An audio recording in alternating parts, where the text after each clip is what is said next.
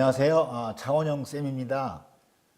이번에는 2차 신대 Great Myths of AI, 그러니까 인공지능의 오해와 진실이라는 주제로 학습을 해보겠습니다. 이런 순서로. 그래서 전 시간과 마찬가지로 이렇게 이제 나열을 해보면, 지금 우리는 이제 데이터와 이제 인공지능이 상당히 중요하다. 이것이 이번 차시의 주제인데, 이렇게 매핑을 해보면 시간의 기술이라는 것은 뭐냐면 기록한다고 그랬죠. 그러니까 정보 기술이고, 공간의 기술은 뭐냐면 바로 공간은 진리라고 그랬죠. 진리란 바로 뭐냐면 나노 공간을 얘기하는 거예요. 나노.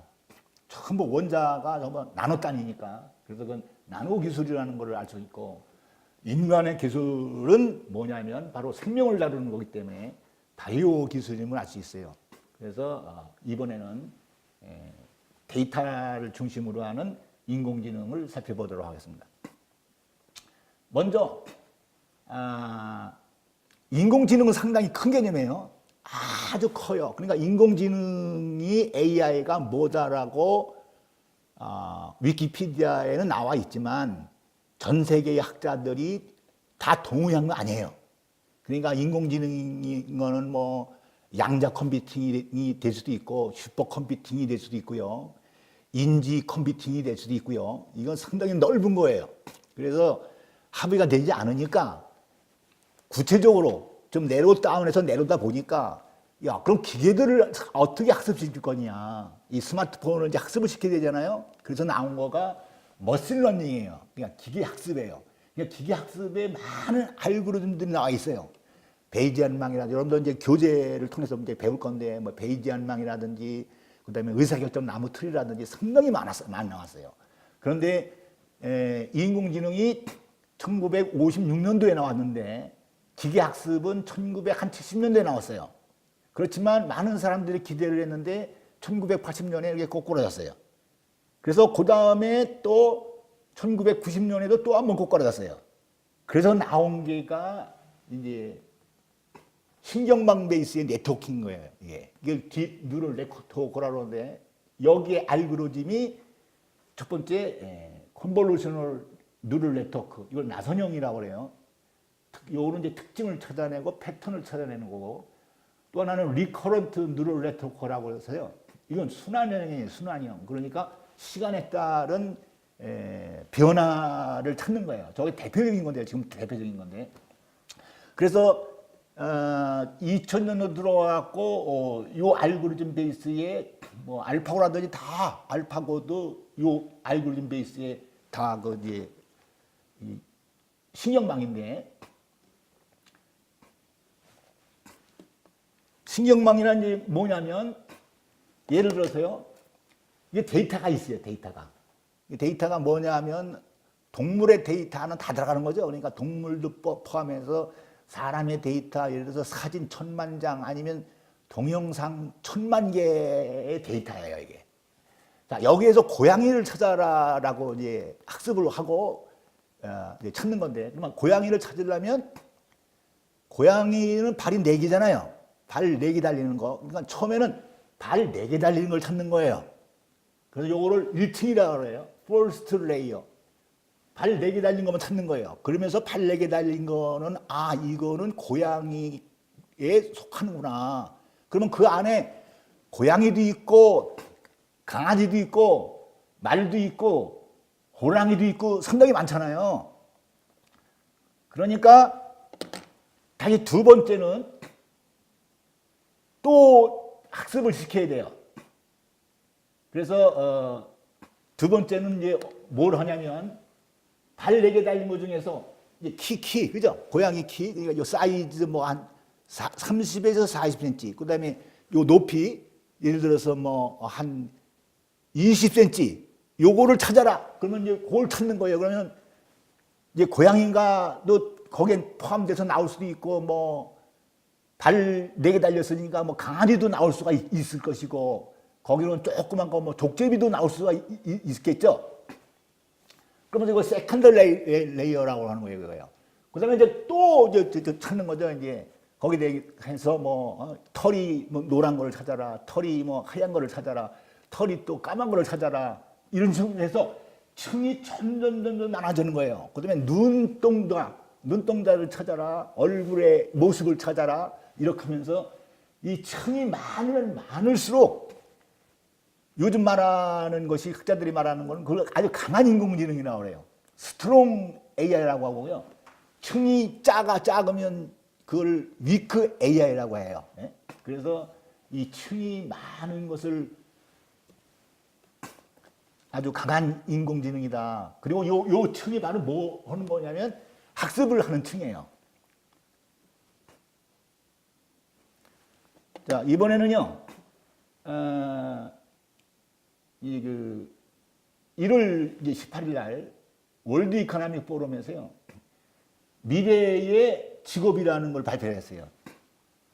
자, 여기서 어떻게 발표했냐면 2020년까지, 그러니까 앞으로 5년 동안에 로봇이나 AI나 바이오나 우리가 살펴봤던 4차 산업혁명을 주도하는 기술들 때문에 얘들이 인간의 직업을 500만 개가 사질 거다. 여러분들 생각해 보세요. 아니, 지금부터 5년 안에 500만 개가 사질 것 같아요. 그러니까 이제 보고서를 자세히 보시면 인공지능, 로봇 이런 것들 때문에 새로운 직업이 210만 개 생길 것이고, 그 다음에 사라지는 직업이 710만 개, 그래서 플러스 마이너스 하면 500만 개가 사라진다고 그러는 거예요. 그런데 제가 들어가서 보니까 그냥 서베이 한 거예요. 어떤 과학적인 사이언티픽 데이터에 또는 사이언티픽 리서치에 바탕을 둔 게 아니고, 물론 일반적인 서베이도 하나의 과학이라고 볼 수 있겠지만 조금 더 데프트 있게 있는 어떤 과학적인 리서치, 과학적인 데이터 없이 그냥 일반 기업의 인사 담당자 또는 교육 담당자들한테 물어본 거예요. 그래서 이것이 제가 생각해 볼 적에는 이 세상에는 두 그룹이 있어요. 하나는 선한 그룹, 하나는 악한 그룹. 그러니까 어떤 그룹이 의도적으로 이거를 주도해서 전 세계 사람들한테 이 AI 공포증을 일부러 심어주려고 의도적으로 발표한 것이 아닌가, 이렇게 생각이 드는 거죠. 자, 그래서 하여간 이 인공지능은 제가 그냥 이 쌤이 그냥 인공지능이라고 말할게요. 가장 높은 인공지능. 인공지능은 뭐가 있어야 되느냐? 데이터가 있어야 되는 거예요. 데이터가 없으면요, 무용지물이에요. 그러니까 애플에 보시면 내년 2017년이요, 아이폰 10주년이에요. 그러니까 거의 9년 동안에 애플의 iOS 자기네 거, 그 다음에 자기네가 디자인한 아이폰, 그래서 지금 이제 고객이 몇 대를 갖고 있냐면 거의 한 12억 대를 갖고 있는데 12억 명이 데이터가 다 애플로 가는 거예요. 마찬가지로 이건 구글의 안드로이드인데 안드로이드는 마찬가지로 9년 동안에 고객이 얼마냐면 한 15억에서 17억 명 돼요. 여러분들 갤럭시 S, 삼성전자의 갤럭시 노트 쓰시는 분들, 여러분들이 쓰는 그 카터, 여러분들이 여기 스마트폰에 쓰는 검색한 거, 이 데이터가 다 어디로 갈 것 같아요? 삼성전자로 갈 것 같아요? 전부 구글로 가는 거예요. 왜 그러냐면 갤럭시 S나 노트에는 안드로이드가 깔려 있잖아요. 그러니까 삼성전자로 가는 게 아니고요, 전부 구글로 가요. 그래서 엄청 많은 데이터를 확보를 해서 최근에 구글의 뭐 알파고처럼 막 인공지능 막 발표를 하는 거예요. 이거 발표하는 이유는 뭐냐? 데이터가 있으니까 마음대로 할 수 있는 거죠. 마음대로. 자, 또 하나는 긍정적인 면은 9년 동안의 데이터를 맞쓰기니까 구글이나 이제 애플은 인공지능 알고리즘을 개발해서 여러 가지 서비스를 할 수가 있는 거예요. 또 하나 부정적으로 보는 입장에서는 9년 동안 데이터를 축적해놨는데 이제 와서 뭘 하는 거냐, 또 이런 면도 있겠죠. 자, 이거는 이제 AI 에이전트인데요. 이거 구글의 시리죠. 시리 음성인식 서비스 개인 비서요. 이건 구글 나우의 이거 알로는 이제 챗봇이에요. 메신저 챗봇. 꽃다나 마이크로소프트에 그다음에 여기 K인데 K는 챗봇이에요. 그다음에 이거는 페이스북의 M인데요.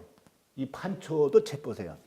그런데 이것도 다 뭐냐면 데이터가 있으니까 지금 와서 이런 거 막 출시하고 그러는 거죠.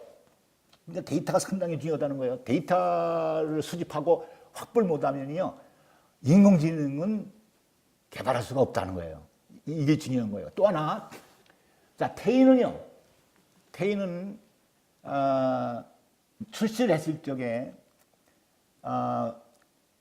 우리가 저도 마찬가지고 여러분도 마찬가지고 우리가 태어나서 한 3살까지는 누가 다 가르쳐 주냐면 엄마 아버지가 다 가르쳐 주죠.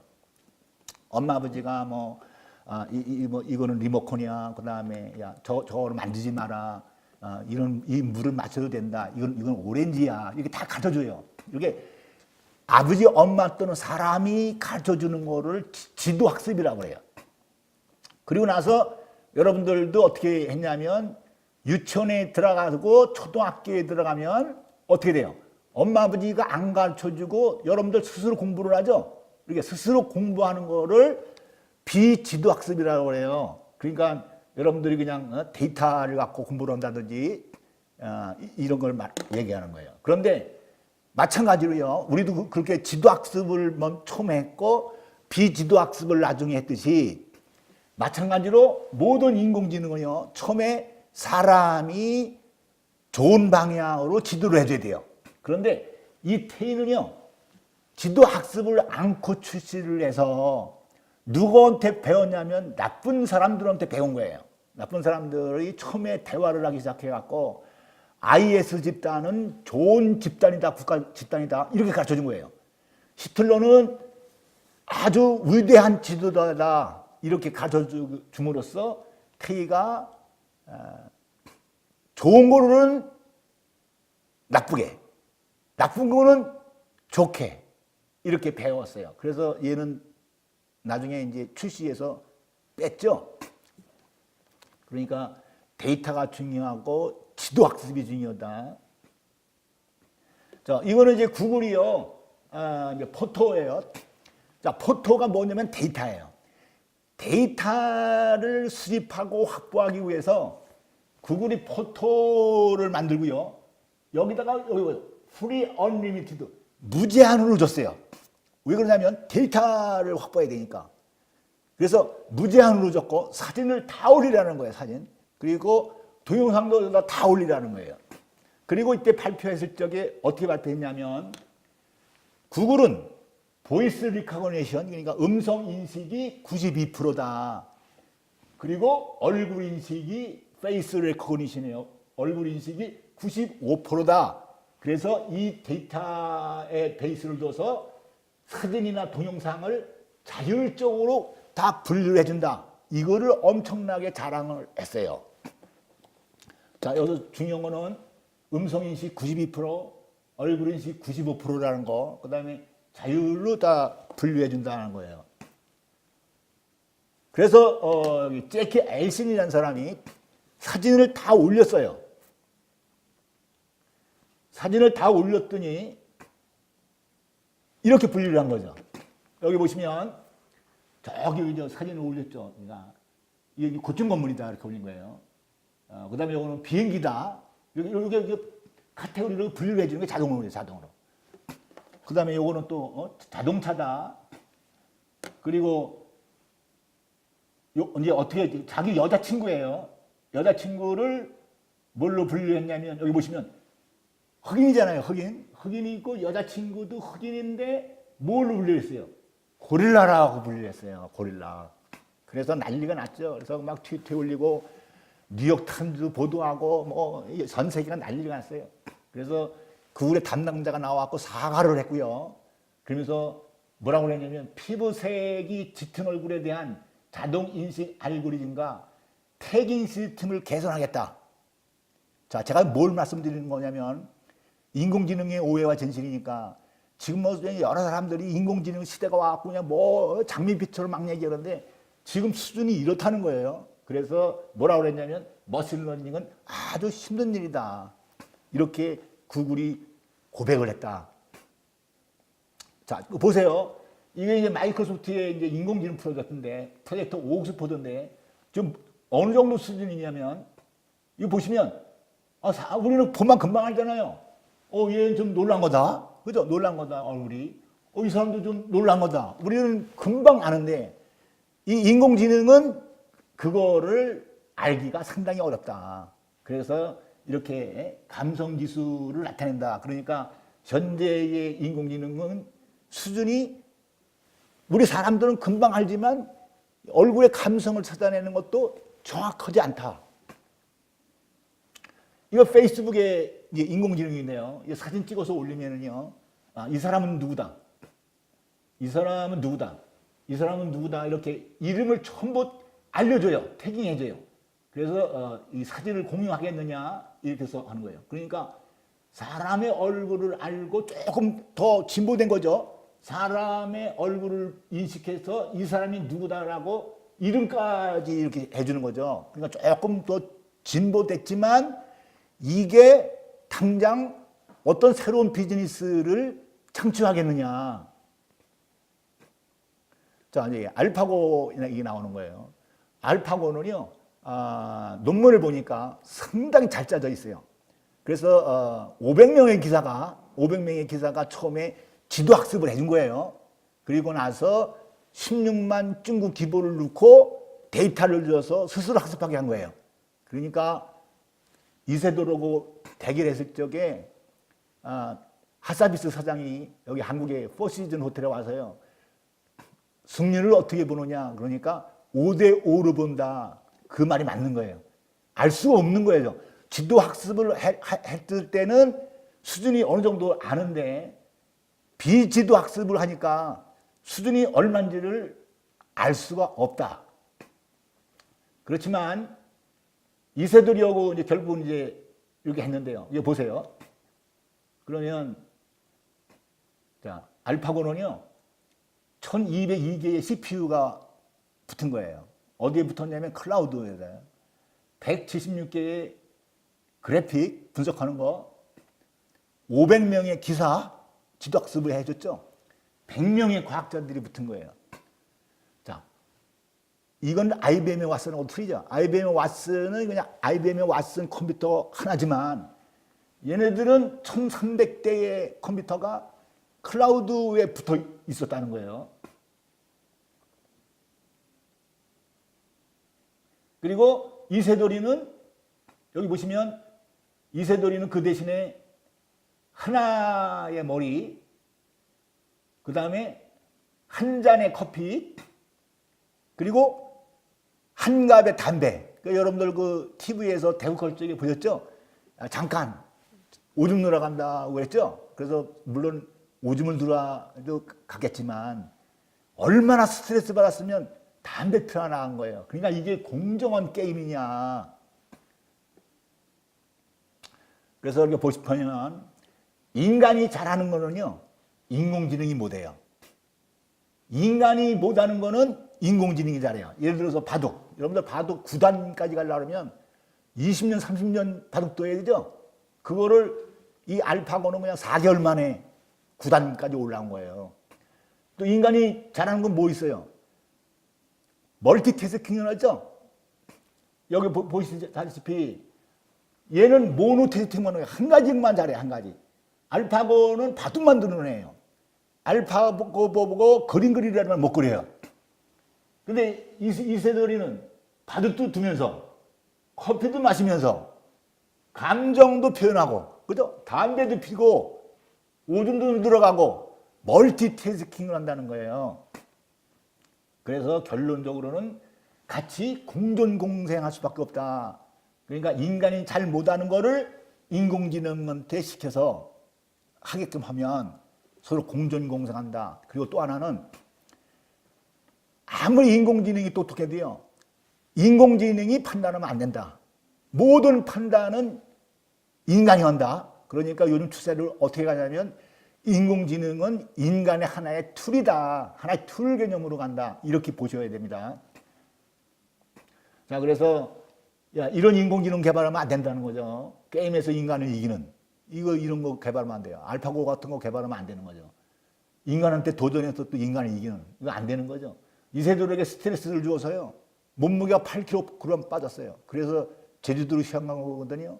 그래서 인간한테 스트레스를 주는 인간의 직업을 뺏어가는 그래서 결국 파국을 몰고 가는 이런 인공지능을 개발하면 안 된다. 인공지능은 인간의 한 툴이 되어야지 인간을 뛰어넘어서 인간을 지배하면 안 된다. 그래서 결국은 강한 인공지능을 제한하자고 그러는데 저는 그런 개념이 아니고 악한 인공지능은 제한하고 선한 인공지능은 촉진시키자 이런 거예요. 예를 들어서 앨런 머스크가 주도하는 이제 오픈 AI.com이 있는데요. 여기서는 이제 선한 인공지능으로 이제 개발하자는 거죠. 그림을 모방, 창의적인 인간한테 창의적인 것을 주는 인간이 꿈을 꾸지 못하는 것을 대신 꿈을 꿔서 그림을 그려주는 그리고 인간과 같이 생활하는 이런 인공지능 결국은 공정공생하는 선한 인공지능이에요. 그래서 예를 들면 독일의 튜빙겐대에서 개발한 이 신경방 베이스의 인공지능인데요. 이 인공지능은 고라든지 이런 고의 작품을 그대로 모방해서 1시간에 100% 똑같이 그려내는 거죠. 그래서 월드 이코노미 포럼에서는 예술가가 제일 먼저 사라진다 그랬어요. 인공지능이 등장하면 예술가가 제일 먼저 사라진다 그랬는데 예술가가 사라지는 것이 아니고 인공지능이 예술가들은 보통 한 달에 2개, 3개밖에 못 그려요. 시간 때문에. 그런데 이제 인공지능이 뭐 이렇게 해서 50장, 100장 그려주면 돈도 더 많이 버는 거고 그래서 예술가가 사라지지 않고 인공지능과 같이 한다. 그리고 또 하나가 있어요. 요즘 신문 방송에서 전자신문에도 인공지능이 기사를 써요. 조선일보도 인공지능이 기사를 써요. 그러면 인공지능이 기사를 썼으면 그 기사는 누구 거냐 이런 거가 많이 질문을 들어오고 신문에 방송도 많이 나가는데요. 그 누구 거예요? 그 기자 거죠. 기자. 그 인공지능을 소유한 기자 거예요.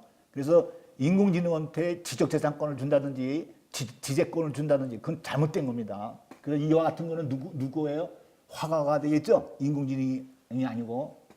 자, 이거는 구글의 이제 인셉셔니즘이라는 알고리즘인데 무작위의 소리를 감지해서 미래에는 어떻게 도시가 건설을 하고 도시의 꿈을 그려준 거죠. 그래서 인간이 꿀 수 없는 꿈을 그려주고 그래서 여러분들 저도 마찬가지지만 10년 뒤, 20년 뒤는 우리가 꿈을 꿀 수도 있지만 아주 정확하게 그림을 그릴 수가 없잖아요. 그러니까 인공지능 보고 제 데이터 다 줘야 되죠. 데이터가 없으면 무용지물이니까. 그러니까 살아온 데이터를 다 주고 20년 후에 저의 미래를 한번 그려라. 그러면 이제 그려주는 거고 전략도 잡아주는 거고 비전도 잡아주는 거고. 자, 요거는 이제 유시 버클리가요. 인공지능 알고리즘을 개발해 갖고 브렛이라는 로봇에다가 탑재를 했어요. 그래서 유시 버클리에 가면 3살배기 유치원이 있어요. 그래서 유치원에서 3살배기 아이들하고 이 브렛하고요 같이 이 레고 빌딩 블록도 하고요. 레고 쌓기. 그래서 이 브렛은 3살 먹은 아이들한테 뭐를 배우는 거냐면 인간을 배우는 거예요. 어떻게 하면 인간이 3살서부터 배워나가는 거 이걸 경험하는 거죠. 또 반대로 3살밖에 아이들은 뭘 모르는 거 있으면 브레인한테 물어보면 제가 빨리빨리 검색을 해서요. 이렇게 그래서 같이 공부하고 학습하고 배우는 같이 공존공생하는 거다. 자, 이거는요. 저지먼트 데이 아시죠, 여러분들? 저지먼트 데이, 뭐 터미네이터 나오는 건데요, 이게. 여기 보시면 그 로렌트 오소라는 사람이요. 구글의 딥마인드 출신인데 이분이 직접 알파고의 알고리즘을 개발한 사람이에요. 그래서 이 사람이 개발해 보니까 지도 학습을 할 적에는 수준을 알겠는데요. 지도 학습을 않고 비지도 학습으로 데이터를 주고 셀프 러닝을 하라 그러니까 얘 수준이 얼마인지 모른다는 거예요. 그래서 아까도 제가 말씀드렸듯이 하사피스가 한국에 왔을 때 5대 5라고 했는데 이게 알파고와 이세돌이를 4대 1로 이긴 거예요. 그래서 이분이 논문을 썼는데요. 논문을 썼는데 무슨 논문을 썼냐? Safely Interruptible Agent예요. 그러니까 인간이 안전하게 개입해서 중지시킬 수 있는 인공지능을 개발하자는 거예요. 그러니까 인공지능이 스스로 막 학습하고 해서 이거 수준이 엄청나게 속도가 빠르니까 봤을 적에 제가 인간을 배반할 것 같으면 악한 쪽으로 의사결정을 내릴 것 같으면 스위치를 눌러서요. 그냥 파괴시키자는 거예요. 자, 그래서 여러분들한테 이제 제가 이제 큰 과제를 내주는데 뭐 이제 커런트 뭐 신경망이 됐든 뭐 의사결정 나무 서치가 됐든 여러 가지 규칙베이스 데이터베이스가 지금 많은 개가 있는데요. 알고리즘들이 이거의 한계는요. 이게 스레시홀드는 한계라는 거예요. 아까도 봤지만 맥시멈이 95%예요. 95%를 뛰어넘는 거를 여러분들 개발해야 돼요. 95%를 넘어서 99.95%가 가야 돼요. 우리 한국이 주도할 수 있어요. 그래서 여러분들이 한글의 운율, 한글은 리듬이거든요. 한글은 리듬으로 되어 있어요. 어느 나라나 다 리듬인데 리듬이라는 것은 이제 박자잖아요. 그러니까 콩나물 대가리를 이렇게 다 코딩할 수 있거든요. 콩나물 대가리로 코딩하면 그게 알고리즘 코딩이에요. 그러면 번역을 거의 99.95% 정확하게 할 수가 있어요. 여기에다가 우리 뉴런은요, 막 점핑하거든요. 이거 메커니즘도 넣고 또 우리는 신경세포하고 비신경세포가 7대 3으로 있어요. 그러니까 여러분들도 비신경세포도 넣어야 되고 언어유전자 박스표라는 것도 툴이라는 것도 있어요. 자, 이런 거 다 연구를 해서 한번 여러분들이 한 15년이나 20년 뒤에는 99.95%에 도달하는 그런 인공지능을 개발하면 대박을 칠 수가 있다. 그래서 이제 결론은 선한 인공지능을 많이 개발해서 이거를 자율주행에도 탑재하고요. 이거를 드론에도 탑재하고요. 로봇에도 탑재하고. 자, 그래서 이제 과제가 나옵니다. 첫 번째는 인공지능 등 제4차 산업혁명이 만들어낼 미래의 신직업 5가지를 상상해서 기술해 보세요. 그죠? 인공지능이 이제 도래하면 어떤 새로운 직업이 생겨날 것 같으냐, 이게 질문하는 거예요. 두 번째, 인간이 잘하는 것 5개와 인공지능이 잘하는 것 5개. 그죠? 아까 뭐라고 그랬냐면, 인간이 잘하는 건 인공지능이 못 한다 그랬죠? 인공지능이 잘하는 건 인간이 못 하니까, 잘하는 거 5개 뭘 찾아내면. 그 다음에 영어, 한국어의 통합 번역률이 현재 30에서 50% 수준이거든요.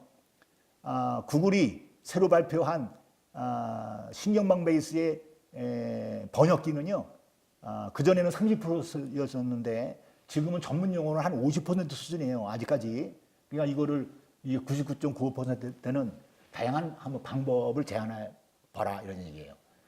네 번째, 우리나라가 인공지능 분야에서 구글, 페이스북, 마이크로소프트, 바이두 등을 뛰어넘으려면 어떻게 해야 된다고 생각하시는지 방법이나 전략을 여러분들 상상해서 한번 기술해 보세요. 이건 뭐 정답이 없는 거죠. 여러분들이 상상해서 한번 해보세요.